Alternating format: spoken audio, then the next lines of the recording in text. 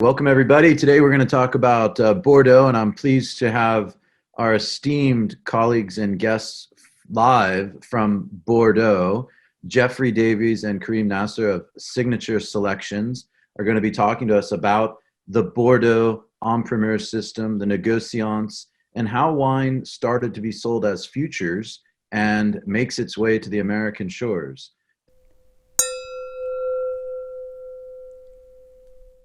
Thank you guys so much for being here. And I understand you are already out tasting some 2020 Primeurs wine in barrel today in Saint-Emilion. How was that? Hello, everybody. We have the opportunity to taste a lot of samples. Today, especially in Saint-Emilion, we had a fantastic experience, especially with the Merlot, which is really the success of the vintage. We just drove back from Cheval Blanc. They had a fantastic Cheval Blanc and either Petit Cheval. We'll be visiting Figeac with the new facilities. We had also the opportunity to taste Figeac. We expect soon also to taste another wine they own. It's Millery. We've been around many estates, and really the right bank has been very successful, especially again because of the Merlot. But also we've been driving through the Medoc area on the left bank, where we did also make a lot of tastings. And the success is more up to us today in the north, Saint-Estèphe, Pauillac, and Saint-Julien. Greg, I think you were here, what, three and a half years ago now? Time goes by so fast, but with the pandemic, I'm thinking at least 2.5 years.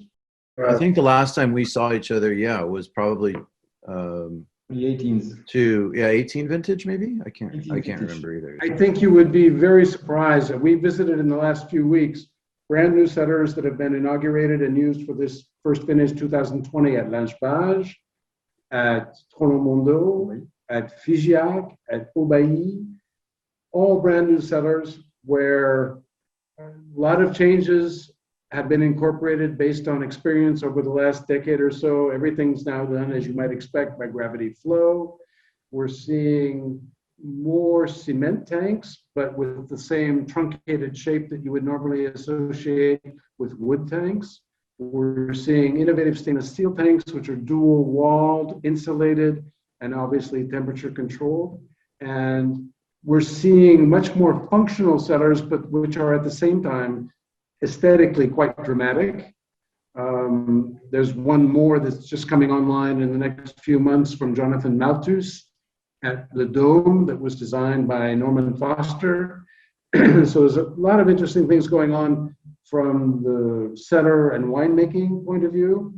And as Karim points out, there is a move more and more towards sustainable agriculture, organic agriculture, and even biodynamic agriculture, or viticulture rather, which I think is a good thing as we move forward. It's very tricky because of our Atlantic climate, as you know, but if people are willing to make the commitment and the investment, the results are quite interesting.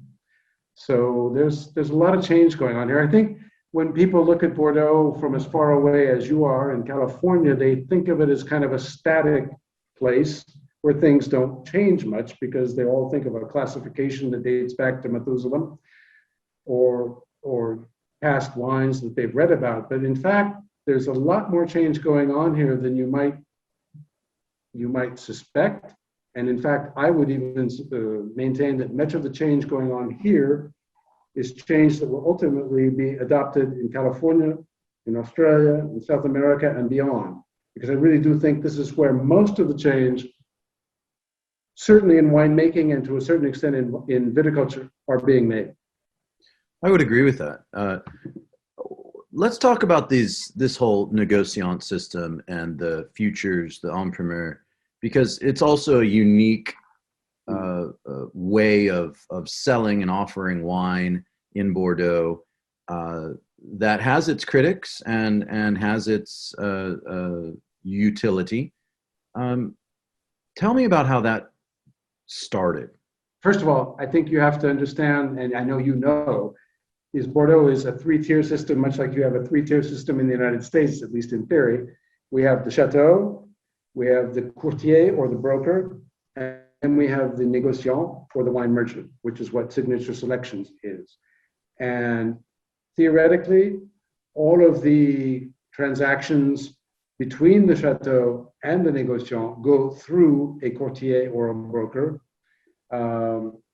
whose role is theoretically to indicate to the chateau which négociants are best equipped to help them in whichever particular market they want to be present in, and also to convey to the chateau on behalf of the négociant their interest in that chateau's wine. So it's a complex system that's been in place now for over 300 years. That's not to say that the futures system has. I think the future system really begins in the late 50s, early 60s, and it almost ended overnight because at that time they weren't selling the wine to be delivered in 2 years or however long the aging period might be. They were actually selling it, as they called it, sur souche, which meant that you were buying the wine while it was still in the vines before the grapes had even been harvested. However, in 1961, as you may recall, there was a horrible frost. So the chateau had already sold far more wine than they were going to be able to produce. This brought a rather abrupt end to that particular type of marketing. It came back, however, about, I would say, 10 years later. And since the early 70s, we have pretty much the same system of selling on futures that we have today, which is the chateau organized tastings, usually in March, but with the pandemic, they have moved back by a month or two, for the trade. First for the Bordeaux trade, and then for the customers of the Bordeaux trade. And you know this from having been here many times to taste the wines. Those wines are still in barrel, still in the course of their aging, or élevage, as we call it. The critics, of course, come as well. And usually in May, their notes start to come out, their commentaries start to come out, and a sentiment begins to form around the quality of the vintage and of the stars of the vintage. And then, usually in April, May, the first chateaux start to come out with their offers to us, the négociants, who in turn obviously make our own offers to our customers around the world. This year, however, we've been pushed back probably by a good 2 months. There were a few chateaux that came out with offerings yesterday and today, but as a rule, everybody's telling us that they do not expect to release their offers until mid-June and thereafter. Now, one thing I noticed in reading your very detailed commentary on how the Bordeaux system works, we, the négociants, do not raise or age the wines.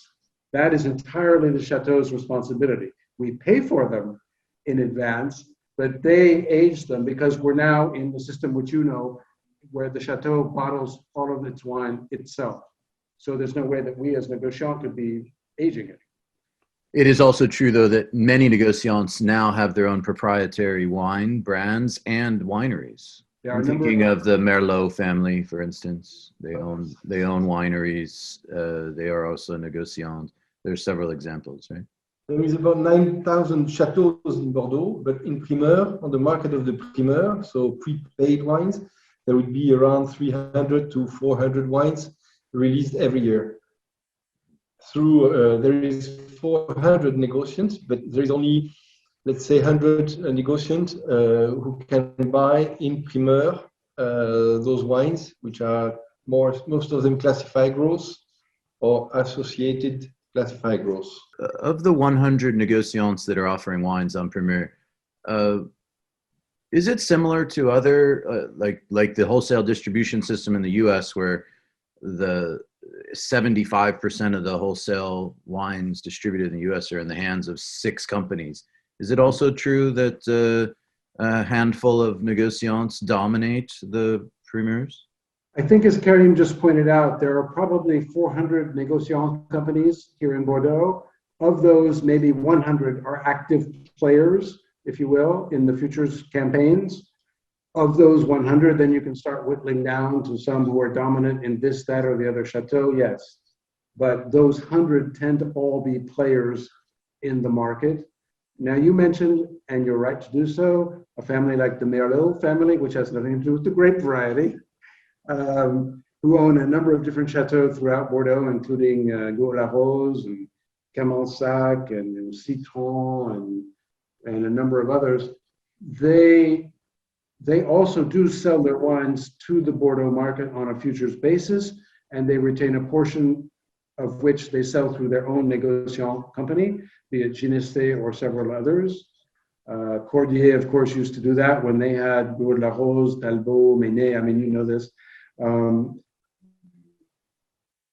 But generally, the chateau worked through what we call the Place de Bordeaux, or the Bordeaux spot market, through the courtiers to sell as much of their wine in any given vintage as they choose to do, because some of them may only want to sell 50%, 60%, others may try to sell 80 to 90%.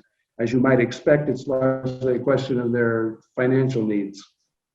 Sure. And production and allocation.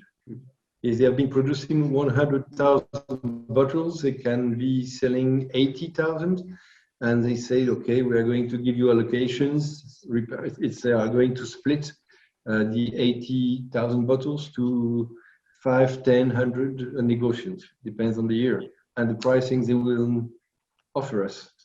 Among the négociants, how many are American owned? Well, only one used to be. Now it's Belgian owned. Right, right. So you were the first American négociant. There may have been a few other Americans like Alexis Lichine, who have been involved in the wine trade, and certainly he's one of the most influential ever. But then how American was he is debatable as well. Not a question of allegiance, but his origins were Russian, and then he was all over the place. But he was certainly one of the most influential négociants and writers of recent history. We had a friend, Laurent Herman, who ran the Barrière company. He was American, but he did not own the company. Actually, he was French-American, wasn't he? And I don't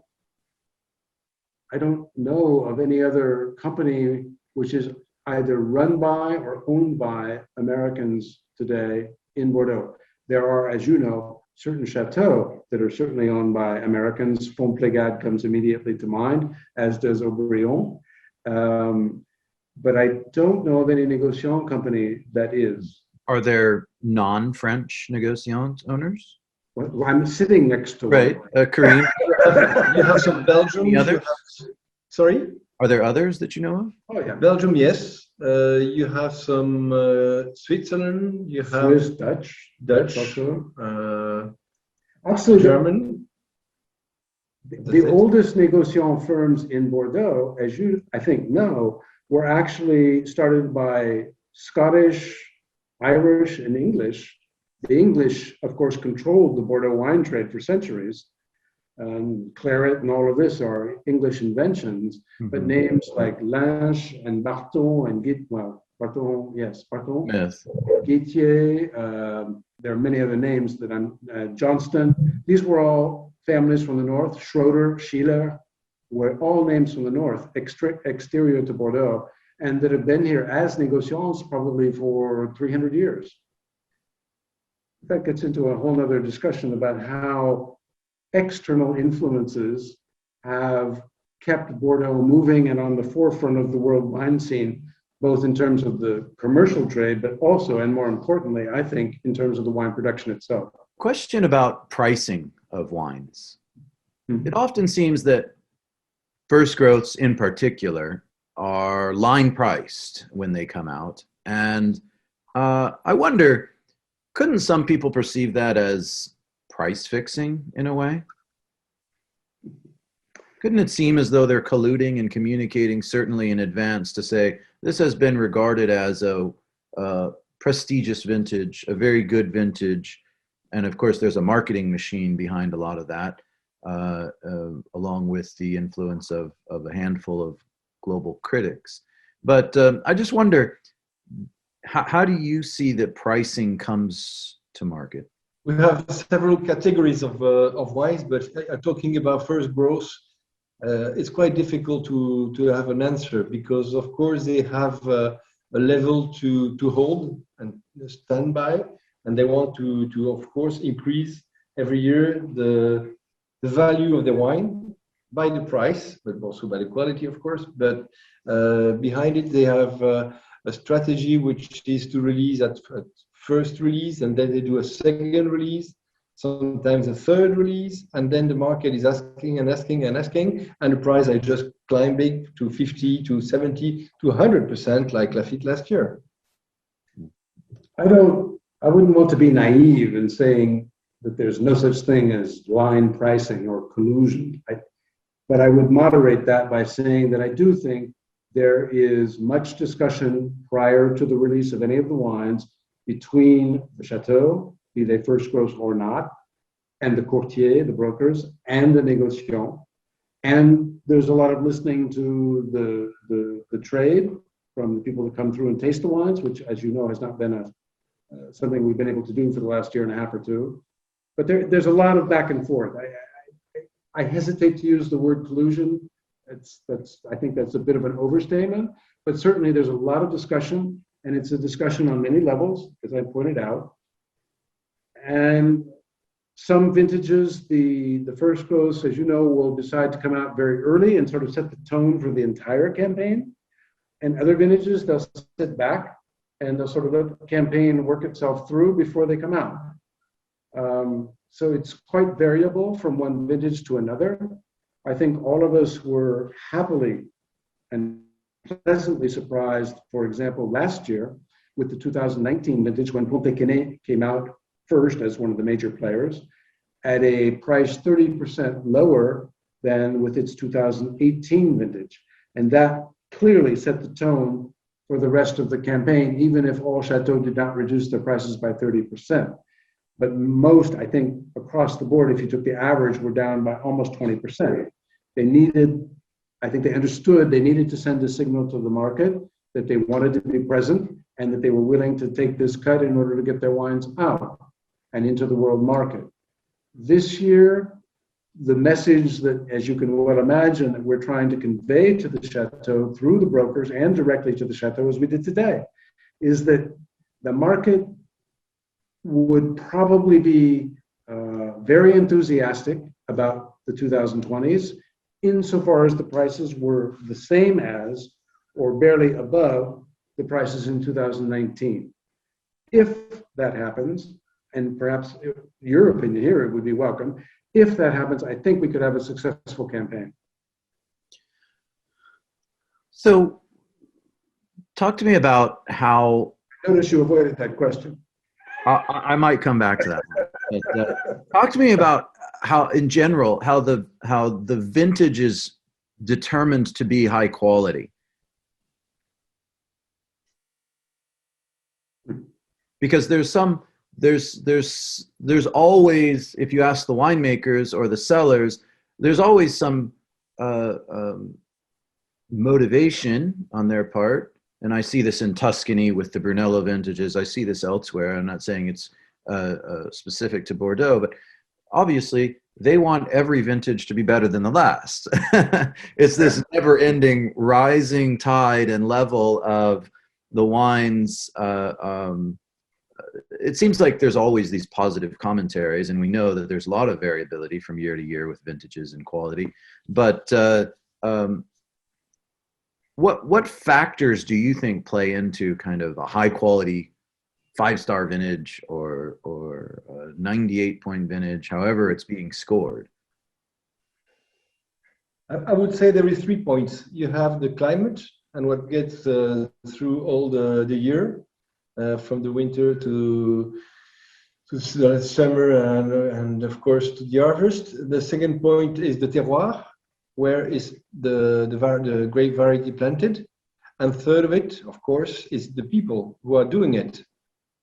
And of course, we are looking about all the weather forecast, all the information about what happened and when it happened, because we know there is a cycle in the vines and in the vineyard. So we try to follow this. And this is very interesting clue to see the quality that we might have after. Then you have the time of picking, which is the harvest time. Is it earlier than the year before? Blah, blah, blah. Nobody knows. Nobody asks unless us. But it's very important because you have an idea of the maturity. And then, of course, you have all the clue and the keys, the numbers you have from the chateau, from the pH, the degrees, and blah, blah, blah. And it gives also a lot of information. And then we go there and we taste the samples. So this is a way to know if the vintage is good or not. But if you are tasting one or two, it's not enough. We've been tasting more than 225 wines from, I would say, 1 month, which is a good way to have a good idea, a good range of idea of what happened on the vintage, and to have the feeling of a high quality vintage. And you want to add to that, Jeffrey? Just a little bit. It's like saying it's a good vintage in California, it's a good vintage in Bordeaux. As you know, that makes no sense at all because you have so many different viticultural regions throughout California. Similarly, Bordeaux has many, many different regions with which you're familiar, the left bank, the right bank, and then you can cut those down into Pomerol and Saint-Emilion and on and on and on. And all of them are more or less different in any given vintage. Some will be or will have been subjected to frost or to hailstorms or to cooler weather or to hotter weather, even though they may only be 50 miles apart at the most. There's a lot of climatic variation from region to region. So it takes a lot of analysis of weather patterns and then watching when people are harvesting, tasting the wines. Tasting the wines, of course, is key. Talking with the growers, what they endure during the course of the growing season, things that you know well from doing the same up in Pazot and elsewhere. It's a long and complex process, but gradually, by the spring following the vintage, I think it's fair to say that a consensus develops as to how good a vintage it was and where it was best. And as Karim alluded to earlier, what we're seeing is that the Merlot seems to have fared very well in 2020, which goes a little bit contrary to, if you just look at the paper analysis, the weather and so forth, where it's hot and dry, those are not generally Merlot's favorite conditions. And yet, all of the Merlot-based wines that we have tasted, both on the right and the left banks, tend to be among the very best wines that we've tasted. And I was a little bit surprised today to learn at Cheval Blanc, I think you were too, that for the first time in a number of years, their blend will actually have more Merlot in it than it does Cabernet Franc. And apparently Ozone has made the same determination. I know at Angelus, they're using less Cabernet Franc in their blend, all of which goes to say that the Merlot has been the grape that has done remarkably well in 2020. And we find the same thing to be true in the Médoc, where we were particularly impressed with those wines that were in the more clay and limestone soils, in Saint-Estèphe, in Pauillac, and even in Saint-Julien. In Margaux, it gets a little more heterogeneous because of the dry, gravelly, hot soils. That's more than you wanted to know. No, I think all that's helpful. I mean, I remember tasting in 2015. There were two things that you said that I want to comment on. One, I think 2015 there was similar agreement around the strength of Merlot, especially in the right bank. Mm-hmm. Right.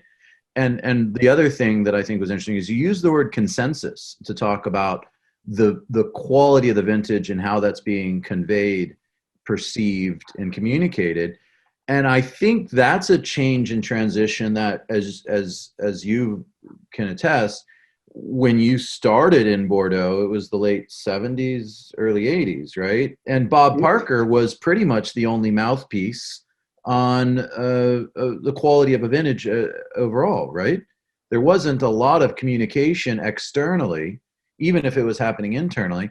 And I'd argue that that's been a big transition that we've seen, is that there is now obviously many more modes of communication, more voices being heard that are contributing to more of a consensus.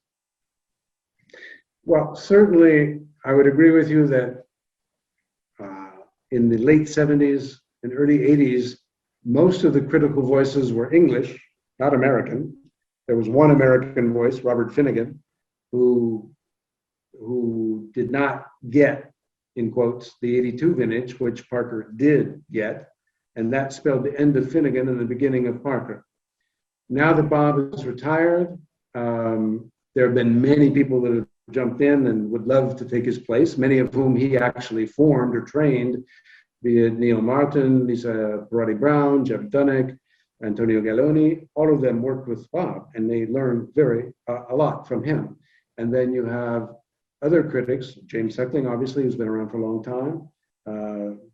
You have some up-and-coming European critics, but there's no one preponderant voice, as you well know, like there was with Bob, and then there never will be. I think one reason is there's just so damn many wines that how can there be one voice?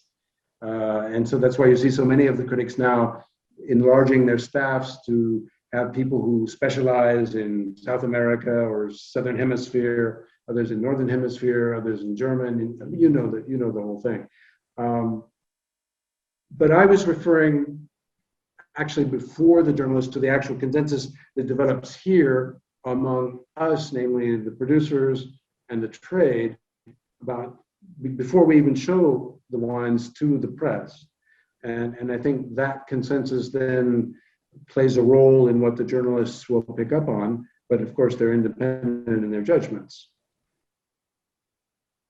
Yeah, I just think I think we see in a lot of industries, and this one is one example of many, where we just see we're seeing more transparency, in part because of the global communication and the ability to communicate and do this. I mean, part of the reason for just this conversation here is in a way pulling the veil back, right? It's having a conversation, an open conversation that didn't exist in the past, at least for public consumption.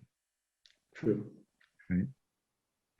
And even also the new way of with the network of communication from the chateaus has changed, because they are doing a lot of Zoom, they are doing a lot of YouTube channel with little spots or video on their work in the vineyard, on the way they are blending or on vertical tasting and so far. So people are getting connected to them. This is a big change. Yeah, this is true. Yeah, it may be one of the greatest and most impactful changes as expedited as a result of the pandemic, right? Mm-hmm. So back to the Primeur. There is one major exception. Chateau Latour bowed out of the Primeur campaign. I believe it was following the 2012 vintage. And what's your assessment of why they said, no, we'd rather hold back our wines and not really play the game of Primeur? I sense that Karim is dying to answer that question. Please do. You were there this time. I think the last vintage that Latour sold on Futures was the 11 vintage. And I think they felt that there was a lot of money, and they may have been mistaken, but I think they felt there was a lot of money to be made by holding on to the wine for several or more years in their own cellars before releasing it. And in so doing, they made a huge investment in building elaborate underground cellars in which to store multiple vintages of wine. I mean, these are huge quantities of wine that they're storing, in the hopes that they will be able to sell them for a lot more money than if they sold them on Futures.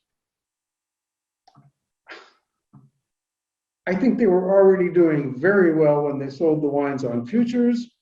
Whether the difference between what they would have sold the wine for on Futures and what they will sell it for when it's ready to drink 6, 8, 10 years later will be justified. I think that the group that owns Latour, the Artemis Group, headed up by François Pinault, somebody will be crunching those numbers and trying to figure that out. I just have to think that it's horribly expensive, and I hope for their sake that the return is there. You're right. It is certainly an option that was only available to one of the richest men in France and the world. Right? Exactly. And so far, I have not seen any other chateau in Bordeaux adopting the method. It was much talked about, certainly. What we have seen that goes a little bit in that direction is that, for example, last year in 2019, which was a fairly large harvest, but a very good one, the chateaus held back in part because they'd reduced their prices, but they held back more wine than they normally might have done in the hope that when they do release it 2, 3, 5 years down the road, they can sell it for a lot more money. We'll see. Speaking about the releases, they usually are referred to in France as tranches, right? There are these releases of quantities of wine. And sometimes we see, especially wines in high demand, we see a second tranche within a few weeks coming in at a higher price. Sometimes it can happen very quickly. Last year it happened, but the thing is, they just release, say, 30% just to test the market, and then they said, okay, then we do the work, and some of us are keeping the wines. We don't release them because we know there is a second tranche coming, a second release. So we can increase a little bit the price just to line up the price to ever be at the same level. It's really a strategy which is very difficult, especially when you have been reaching the roof, the ceiling, and because nobody wants to buy anymore. So there is a limit. Sky is the limit, and sky's limit is the second tranche. Right. And only 5 to 6 chateaux can do this. Right. I think most people understand the law of supply and demand, and I think that it's understandable from the winery's perspective that they want to make more money if they've got something that has been highly rated or is in high demand among the buyers. The problem is for us to be able to communicate that to an audience that doesn't really understand why and how that's happening. So to be able to go back and offer the same wine within days or weeks later at 20% higher, especially in a world where a wine searcher has got transparent pricing and people are like, well, you're no longer competitive and you look expensive. It's a bad look for us as retailers. And it's just one of those kind of gaps that feels like the winery isn't really in touch, or do they care about the effect, the ripple effect? I think, first of all, that it's important to note that as far as we are concerned, Negotiators, we don't know if there's going to be a first, second, and or third tranche. They don't tell us. Now, some people with insider knowledge may have an inkling that, yes, there's going to be a second or even a third tranche.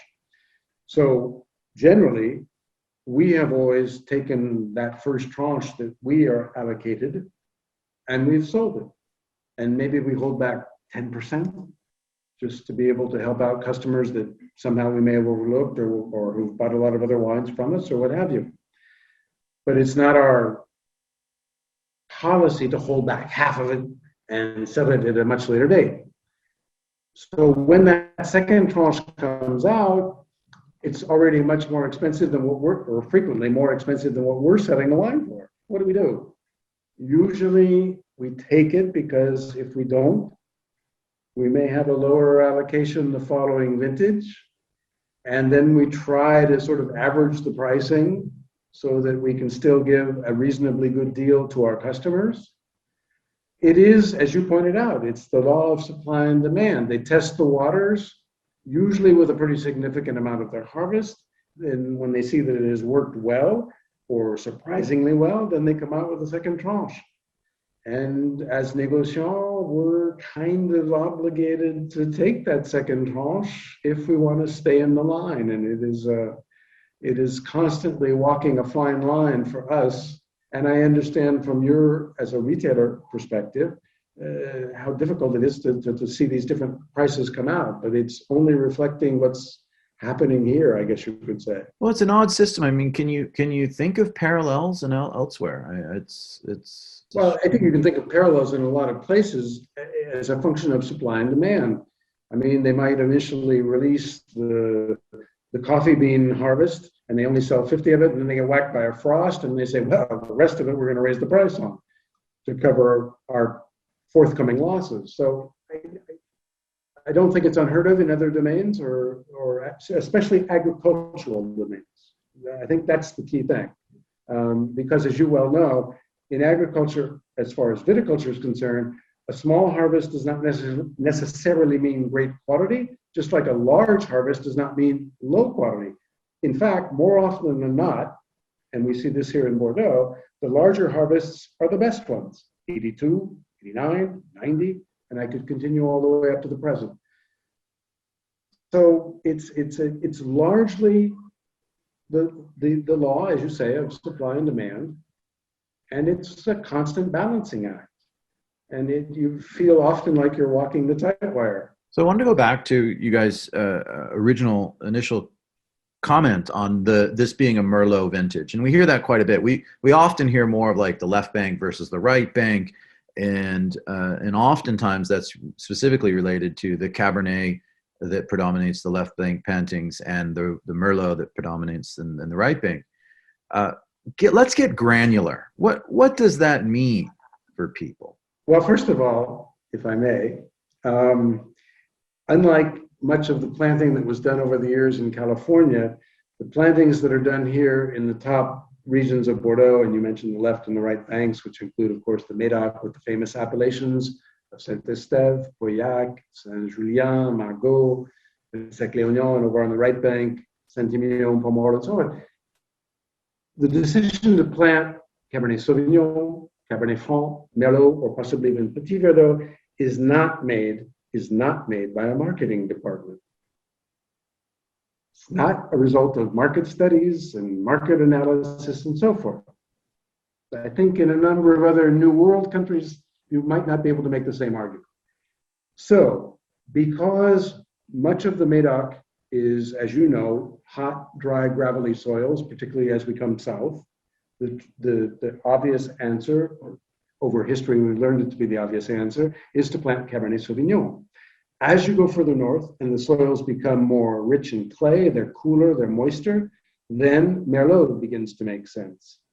Similarly, on the right bank, where, as you know, we have the limestone and clay soils, which act almost like a sponge, sucking up the water, giving it back to the vines, the Merlot and the Cabernet Franc thrive, and there is less Cabernet Sauvignon. So, yes, it's true that we talk about left bank, right bank vintages, but implicit in making that statement is the fact that it's more of a Merlot or more of a Cabernet Sauvignon vintage.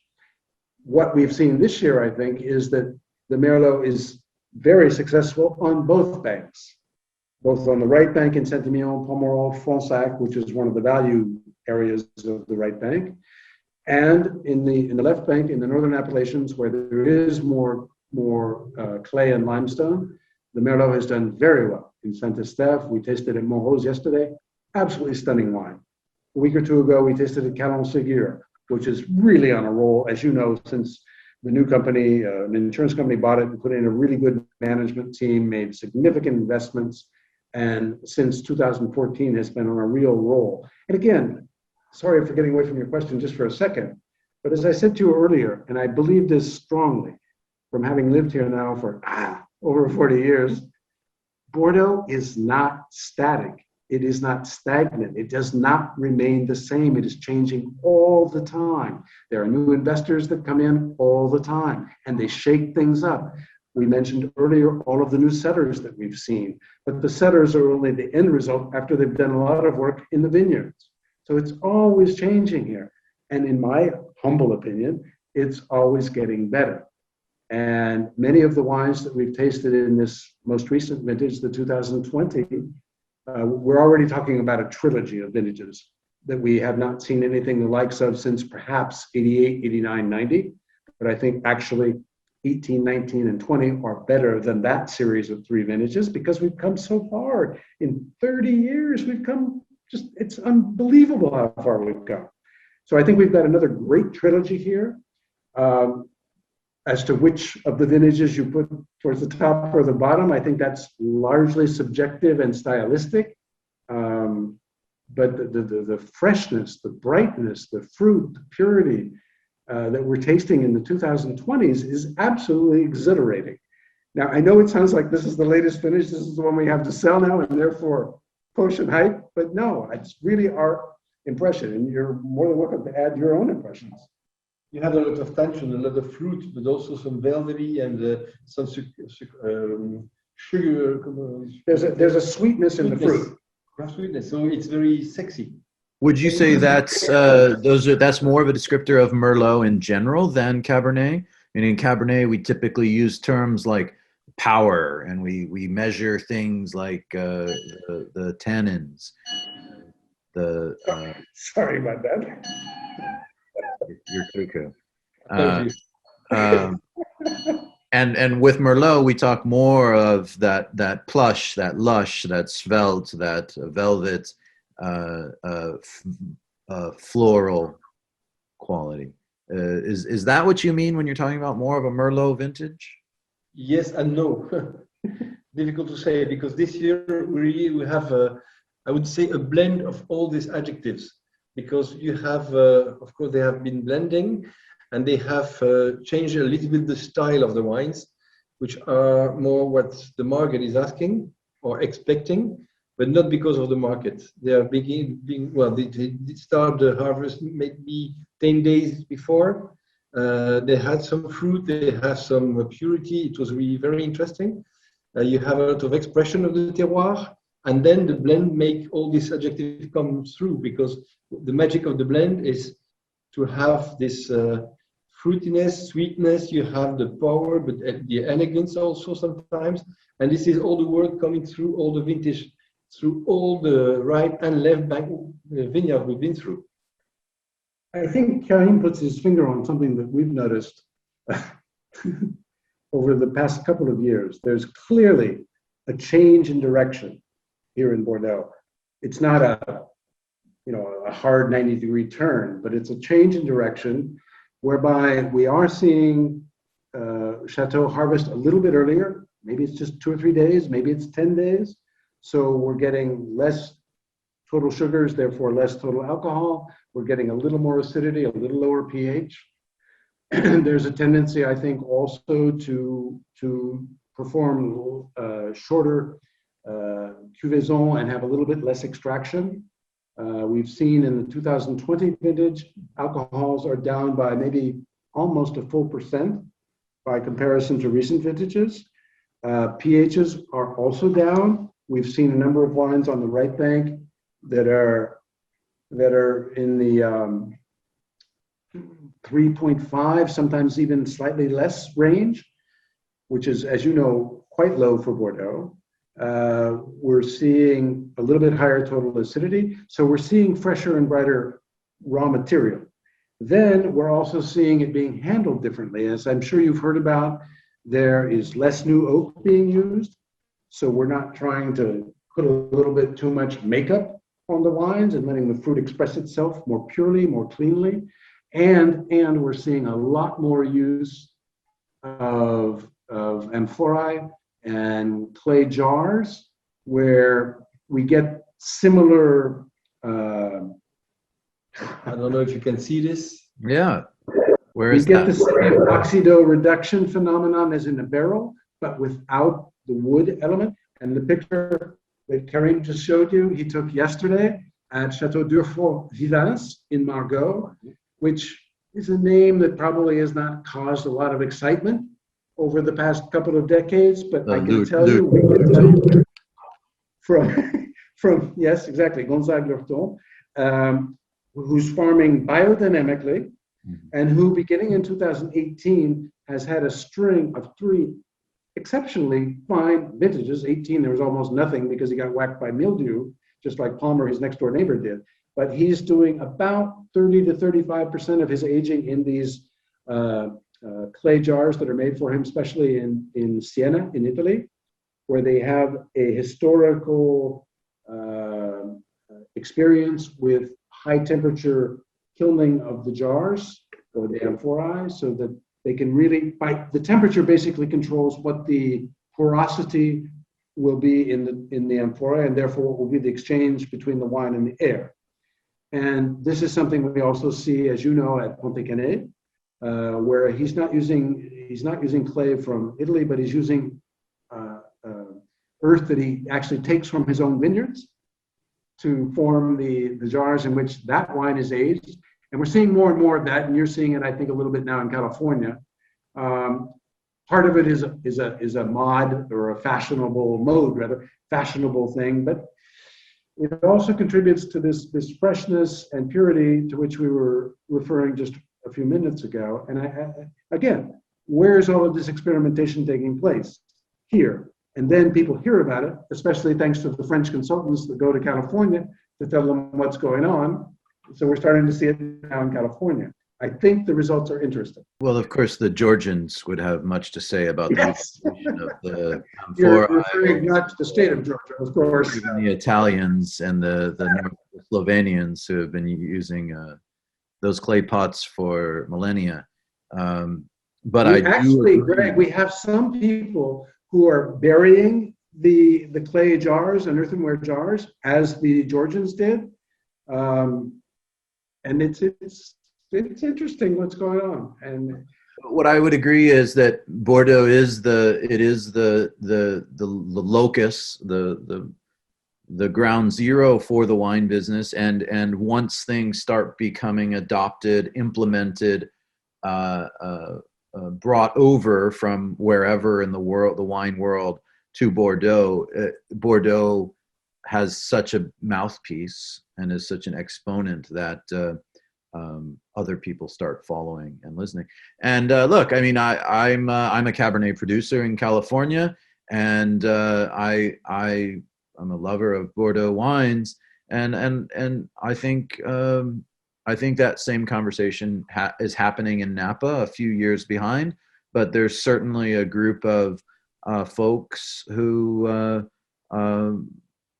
are looking to lessen the amount of makeup, as you referred to it, in terms of the residual sugar, the oak, the extract, the high pH pushing 3.8 to 4, mm-hmm.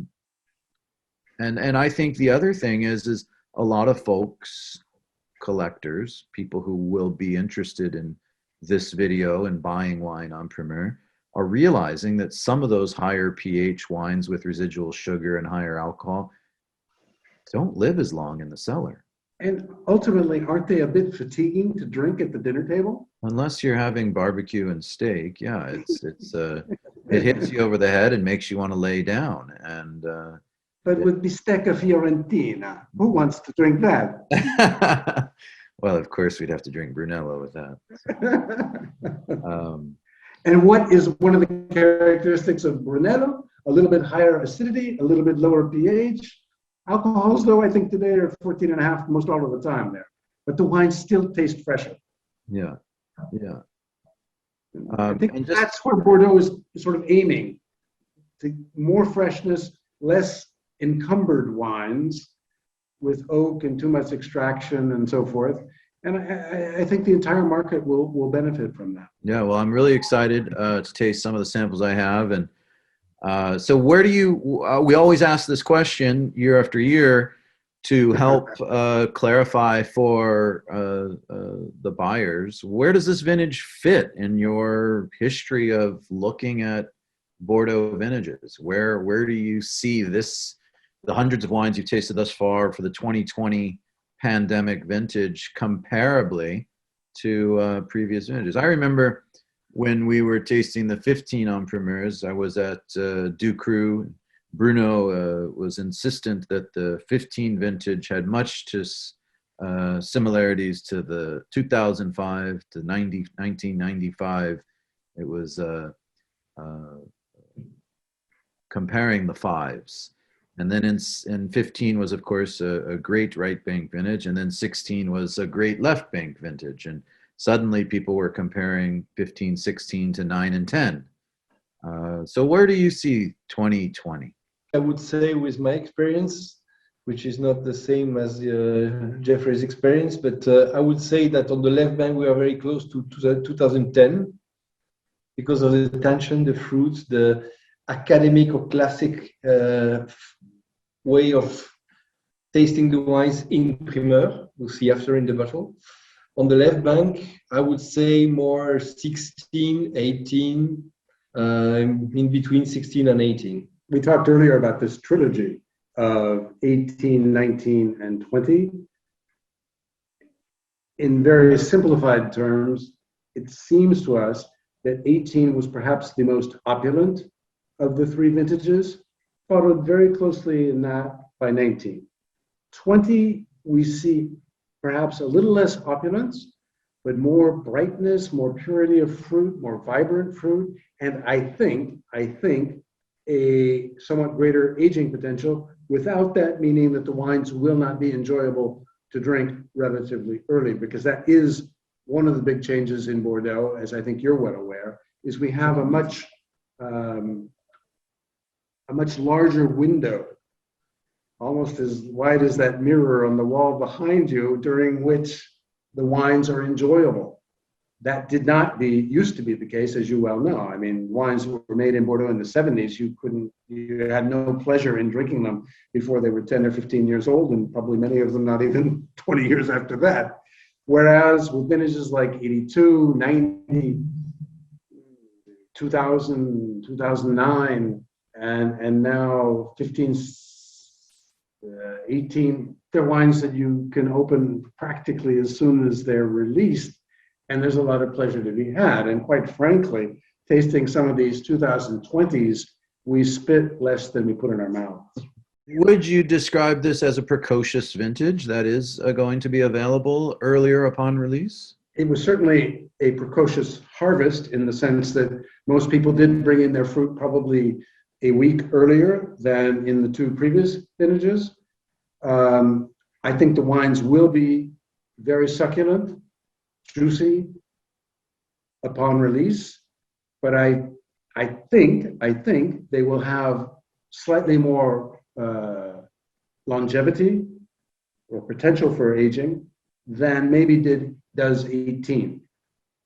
My inclination, therefore, would be to enjoy the 18s earlier than the 20s, not just because they're 2 years older, but because I really think they're going to be just like this. And if I were to further simplify, I would say that 18 to me is a more American or California vintage because of its opulence, whereas 20 is perhaps, and this is gross simplification, more of a European vintage where it's a little bit racier. It's not quite as opulent, but I think long-term it's sexier. I don't know if we can still say that in the United States. Of course, I believe it was you who pointed out that when I described in one of our offerings a wine as sexy, your female proprietor was concerned that we were referring to her and not the wine. I think that was Petit Gravé Aîné, yes, from Pomme Nouvelle. That's a very interesting wine. I don't know if your audience understands just how interesting a wine that really is, because with all the talk in California now and the price of some of the Cabernet Franc cuvées, that wine is between 80 and 90% Cabernet Franc. Again, not because of some marketing study, but because the soil is a sort of a sandy, gravelly mix at the base of the slope in Saint-Emilion. She's got very old vines. All of the vineyards are meticulously maintained. It's biodynamically farmed. She ferments those in wood tanks, she does age in new oak barrels, but she doesn't hammer the wine with a lot of extraction. And she's just a lovely lady making the wine. And I think, yes, she makes a wine that is somewhat feminine. I don't think that's a bad thing. It's something that your people who enjoy the California Cabernet Franc would enjoy, I think, trying. One thing I do want to just say is I think the 19s in general, you're enthusiastic about the 19s. I think as a result of the pandemic, were very much overlooked by the market. And it sounds like, you tell me, it sounds like there's probably some opportunities given the pricing of the 19s and the fact that the world was in the midst of the COVID and pandemic, that some of those wines that could be coming to market could be some real opportunities. I think there is some good opportunities also in 2020 because the same as Clos La Julien, Petit Gravé Aîné, Dahlem, you have very good pricing and for very high quality, and also some journalists gave very good score. But this is not the wines that are in the radar during the En Primeur campaign. but they are still in Primeur, and we release them, and we think that the wine like Badette, I think you sold some on your website, is one of them. This is some very good opportunities. There is small quantities, good pricing, even with the tax. We have no tax anymore to export the wines to the US, which is a good point, which is being helping us working again with America. And I think this is also what is Bordeaux for. It's for customers, so it has to be priced at the right level. And I think there is very good wines between 19 and 20. Yeah, no, for sure. Karim just mentioned the 25% tax that was implemented by the Trump administration against the EU and France in particular, in retaliation to subsidies by the EU to Airbus. And for sure, we know that that's affected the trade between the two countries, not just in wine, but in cured meats and a host of products, Scotch, among others. I would nuance what Karim just said. You mentioned that you didn't see a lot of activity around the 2019 vintage in the United States, and I believe you're correct about that. What surprised the hell out of us was what an active campaign it was for us here, where obviously we're not selling just to the United States, but all over Europe and in Asia and so forth. And the pent-up enthusiasm and perhaps disposable income, since people hadn't been going out to dinner and to the movies and to theater and so on, was overwhelming. And the campaign just got off to a lightning fast pace, I think encouraged in that by the price on Ponte Canet, which, as we said, was down 30%. And it was a hugely successful campaign. The only thing that was lacking was more wine. We could have sold twice the amount of wine that we had. But we did not sell a lot of wine to the US because, understandably, merchants in the US were concerned that when those wines were released and were able to be collected and shipped, if that 25% tax was still in effect, that was going to have quite a whammy effect on their sales. So there was reluctance, and some merchants asked us to sign an agreement whereby if the tax were still in place, that we would agree to take back the wines. But the Chateau were not offering those terms to us, and we just couldn't do it. Mm-hmm. So we sacrificed, no doubt, some sales in the United States, but Europe in particular more than made up for what we might otherwise have sold in the US. Now that the taxes seem to be off the table for the foreseeable future, I think it does give Americans a chance, as you suggest, to take advantage of those lower prices on the 2019s. But there is already pressure on those prices to move up because they are now perceived as having been great values, and I think they were. And if 2020s come out at a slightly higher price than 19, that will only further increase the pressure on the 19s. So you're still basically buying most of the 19s on a future basis because not many of them have yet been bottled, but it's probably a good time to act. Right. And I would like to add just one thing to what Karim said. We talked about Badette, which you just featured in a recent promotion. We talked about, he mentioned Dalem, which you also featured from Fonsac. I think that too many consumers in the US, because of what they read in the press, think that Bordeaux is only about great expensive wines like the First Growths and the Lafittes and the Moutons, and then the other wines from the right bank like Cheval Blanc and Ozone. That's true. I don't think anyone would dispute the fact that Bordeaux does produce some of the greatest wines in the world. It's no longer alone in doing that, but it still produces among many of the greatest wines in the world. But what is too often overlooked by the press in particular, because I guess they just don't have enough time when they come here, are the great values that Bordeaux has to offer. And I would argue, and here I am a native Californian, as you know, I would argue that Bordeaux has more great values to offer than just about any other wine producing region in the world.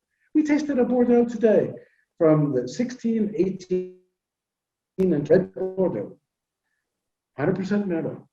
It would be on a retail shelf $7.99, $8.99. The wine was outstanding. And if we'd slipped it into a Saint-Emilion Grand Cru tasting, nobody would have said, this wine doesn't belong in this tasting. Nobody. So I think, unfortunately, the press tends to focus so much, as you know, on the most expensive wines, because that's where the journalists love to go and have lunch and dinner. I guess the merchants do it too, actually. But there's so much else in Bordeaux. And I think you're doing a hell of a job in promoting a lot of those wines. Domaine de Bouscat, the Bordeaux Supérieur that you've been promoting. That's a handmade wine that spends 18 to 20 months in barrel, is looked after by its owner like it was his kid. And you're selling it for what? Under $15? I'm not sure. You're not going to find a value. And a wine with that kind of identity and personality, for the most part, anywhere in the US. Yeah, no, obviously I'm with you 100%. I agree with you fully in that for folks that are savvy shoppers and can read between the lines. I can't see that. Taste it today. Chateau Bois Noir, Blackwood. So I was saying for the people that are savvy consumers who read between the lines and look at the Big Hammer wine selections, you'll see we have a predomination of Bordeaux wines. And it's precisely for what the reason you just stated, which is when we taste thousands of wines every year, as we do, we are looking for the best quality and value. And those wines overwhelmingly are coming from Bordeaux. Well, I commend you for doing just that. And I watch your ads. I see your ads every day, your promotions, and I see you're doing just that. I think your job is even harder than ours because, as you know, we're basically just dealing with Bordeaux wines, at least where the US is concerned. And you're having to deal, and you want to deal, with wines from Italy and the rest of Europe and the Southern Hemisphere and the United States. So your job is much more complex than ours. But I think it also gives you the ability and the perspective to see just how good the values can be in Bordeaux. Well, I really appreciate you guys' time. I want to give you just one last moment to share any other insights or feedback or perspectives from Bordeaux as we close. I would say come to visit. Come to visit as soon as possible. Would love to. We're overdue. We need to have these social contacts with people. It's very difficult to taste wines by Zoom. To give you an idea, it's a matter of moment, of people, of human beings. So, and food, in kitchen. I think the French food is fantastic. You should be coming over here, taste the wine with us or on your own in the chateaus and visit. Really, it's a very good experience. We are looking forward. As soon as got the green light, we'd love to be able to bring a group of our clients over. We wanted to promote wine by giving some vaccine, but it's forbidden. We cannot find any vaccine. vaccine. Give you a wine vaccination there. You come over here. I guess to what Karim just said and everything he said, I agree with, is that consumers in the US and elsewhere need to find not just critics whom they enjoy reading and who they peg their taste to, but they need to find wine merchants like yourself who can guide and advise them, who get to understand their palate within whatever their budget constraints may be, and with whom they can develop a long-term relationship and find wines that when you recommend them, there's a good chance they're going to like them. And there are so many wines. I mean, you've been to Vin Expo. You walk in there and you just go, how the hell could anybody ferret his way through literally tens of thousands of wines?